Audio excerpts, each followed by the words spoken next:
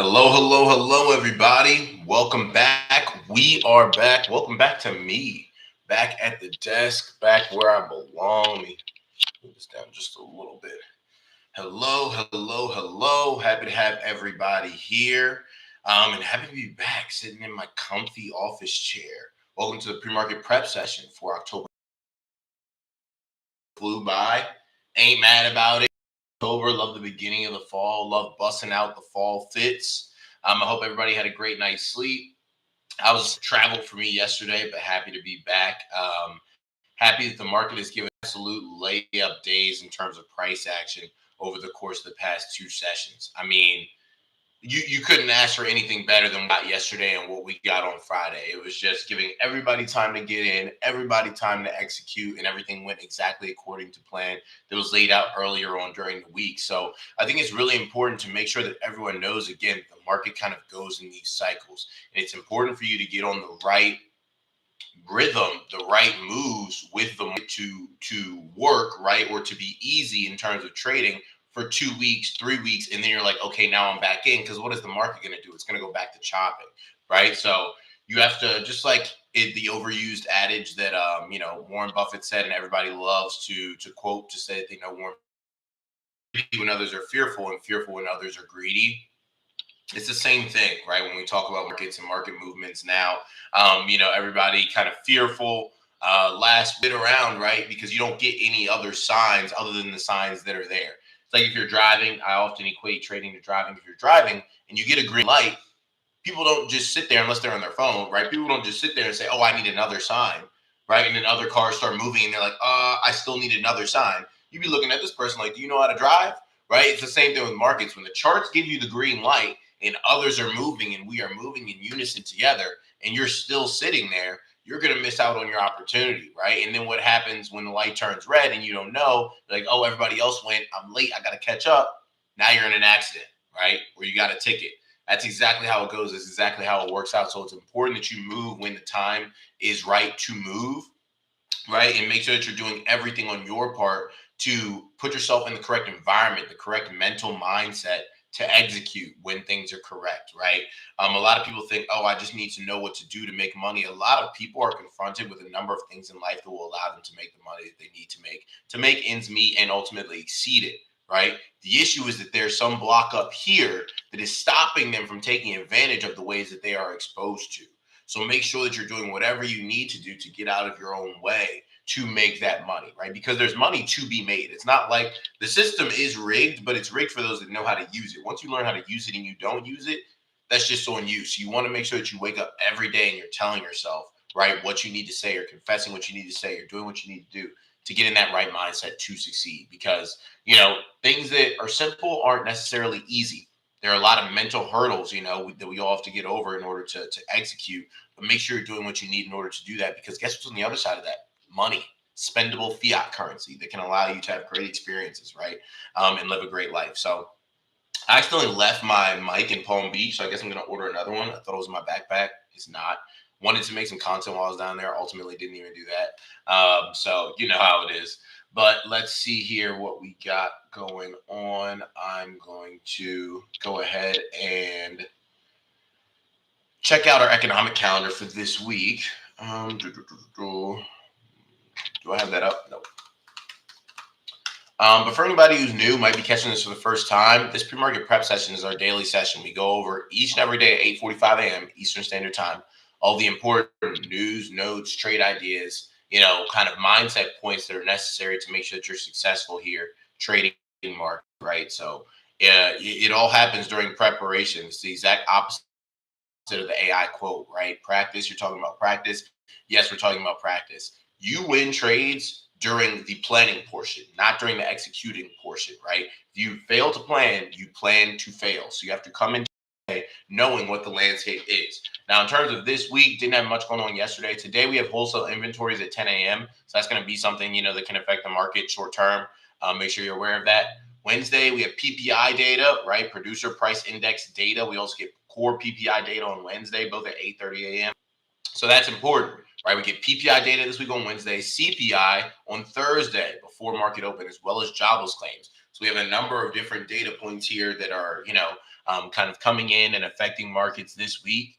In terms of Friday, import price index, really, that's not really of any importance. But 10 a.m. consumer sentiment data, right? So that'll be important. So Wednesday, Thursday, Friday is really when we're getting the important pre-market data that you want to make sure you're aware of, right?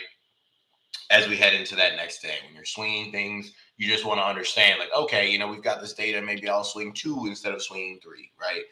Or maybe I'll swing 5 instead of swinging 8, like that kind of thing. All that factors into the decisions that you make and ultimately the management conclusions that you come to, right? So let's see here.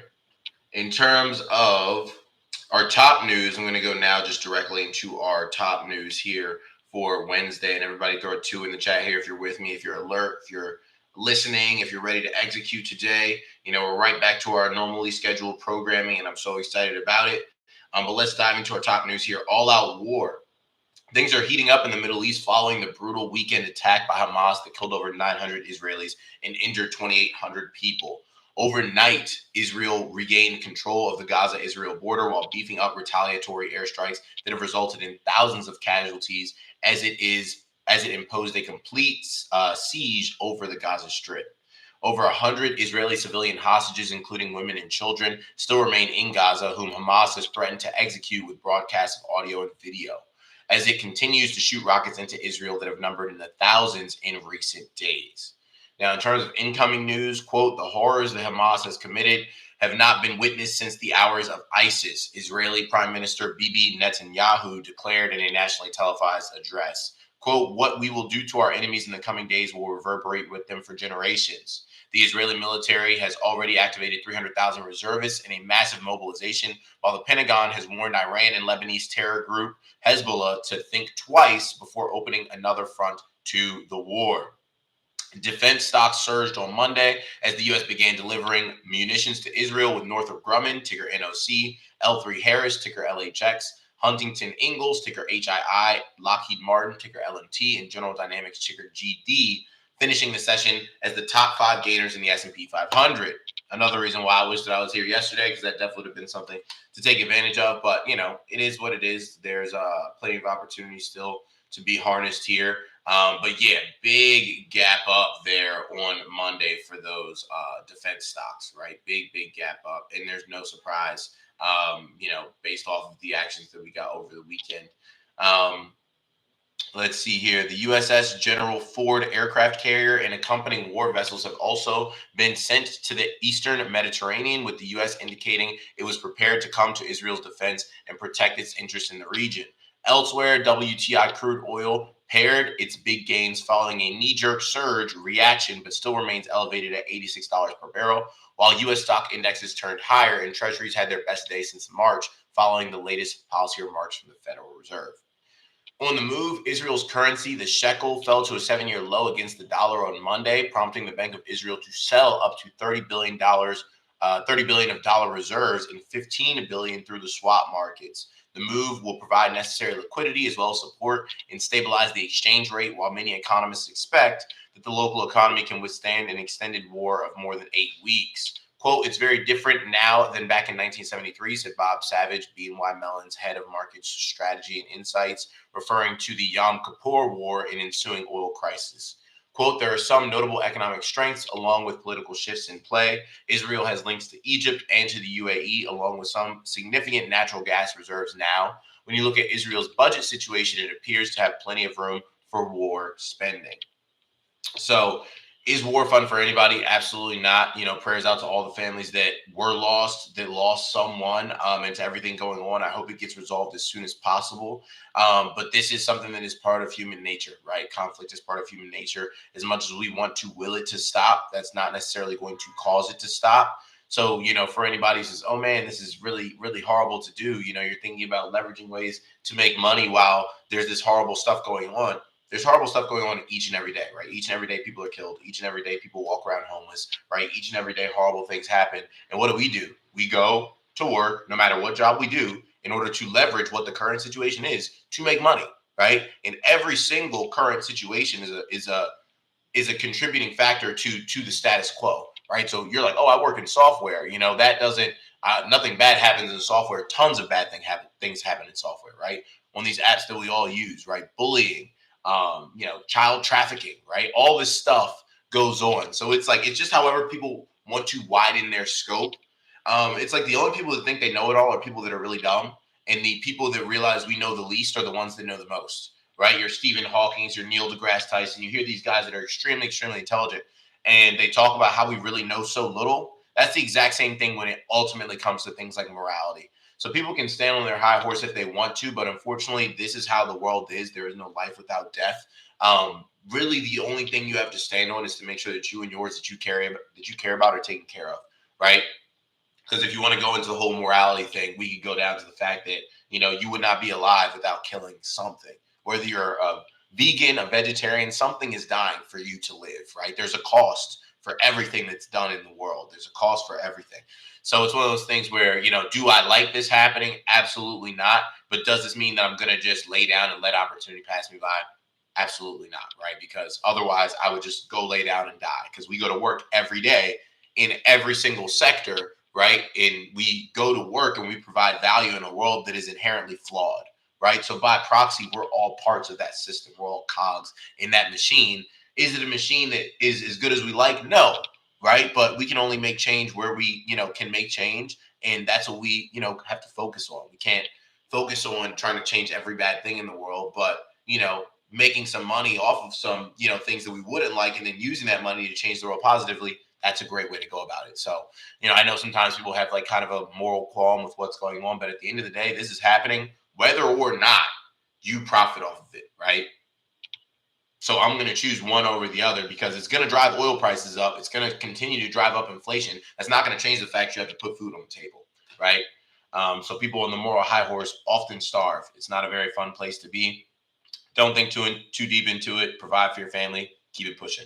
But yeah, we'll take a look at these defense stocks, see if there's any opportunity there. In terms of automotive news, more strikes. The United Auto Workers said employees at Mack Trucks, owned by Volvo, have gone on strike after rejecting a proposed 5-year labor contract. Nearly 4,000 union workers at Mack Trucks facilities walked out, bringing the total number of UAW members on strike to over 30,000.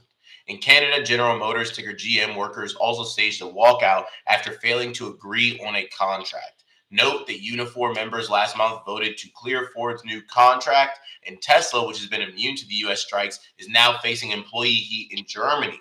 While U.S. jobs data has not reflected the UAW strikes' impact, Seeking Alpha analyst Justin Perohit expects the full effects to be seen in the Q4 reports. So, number one, I didn't even know that Mack Trucks was owned by Volvo. That's kind of crazy, but they've now gone on strike, right? So we've got 4,000 union workers at Mack Truck facilities that walked out.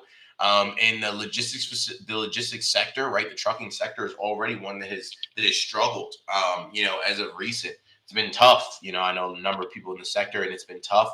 To find work, to maintain work, and that's only contributing further to what we're seeing here with those strikes. So, it'll be something to keep an eye on and keep, in the back of your head when you're talking about these, vehicle stocks, talking about Tesla, right? As of right now, though, I like Tesla. Tesla's looking good.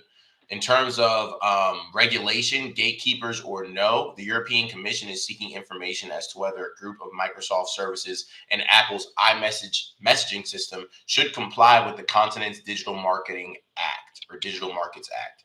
Questionnaires were sent out earlier this month to rate the importance of the services compared to competitors. The European Commission last month announced its first list of gatekeepers, 6 tech companies that are subject to the tough new rule, including Apple, Microsoft, Alphabet, Amazon, and Meta.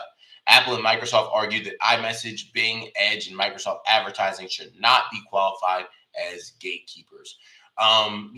Europe is cracking down hard on American big tech. They've always been kind of tough critics of it, and rightly so. American big tech is super dominant and really controls the flow of information and essentially people's realities all over the world. So it's something you should be tough on. It's something you should poke holes in. And we just see another instance of that here. So just like the iPhone had to make the switch of USB-C ports in its new phones because of Europe, Europe is also coming after the big tech companies here in terms of them being gatekeepers. Do I think that Bing, is a gatekeeper? No. I'd say that's way more of Google, but this is something where we'll see it play out in courts. Do I think that this negatively affects these tech stocks? No, right? They've got so much money in cash reserves. They really don't care about being sued. They'll pay whatever they have to pay once they are sued and keep it pushing, right? So I don't think they're very concerned, and this isn't something that I see as a concern for them in the slightest. Now, let's see here. Continuing forward, real estate cash crunch. Country Garden warned it may not meet all of its offshore debt obligations and could be in for debt restructuring as its liquidity position will remain, quote, very tight in the short to medium term. Its Hong Kong listed shares dropped 9.5% on the news.